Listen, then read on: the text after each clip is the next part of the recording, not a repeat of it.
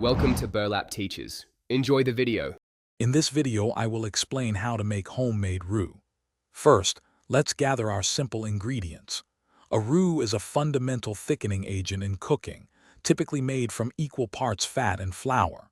For an easy method, you'll need just 2 tablespoons of your chosen fat, like butter or oil, and 2 tablespoons of all-purpose flour. This combination creates a versatile base for countless delicious dishes. Now, let's combine our ingredients. Begin by melting your 2 tablespoons of fat in a heavy-bottomed saucepan over medium heat.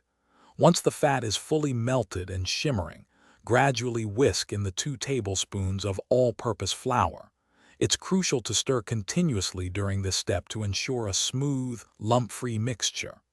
This initial paste is the foundation of your perfect roux. The next step is cooking your roux to the desired color. Keep stirring constantly over medium heat. For a white or blonde roux, which is ideal for bechamel, cook for about 2 to 5 minutes until it smells slightly nutty. If you desire a darker roux, perfect for gumbos, continue cooking for up to 15 minutes, achieving a rich, deep brown color. Your homemade roux is now ready to transform your cooking. A white roux is perfect for creating creamy bechamel sauce or cheese sauces.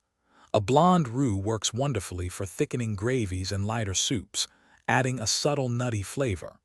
For heartier dishes like gumbos and stews, a dark roux provides a rich, complex depth of flavor and a beautiful color.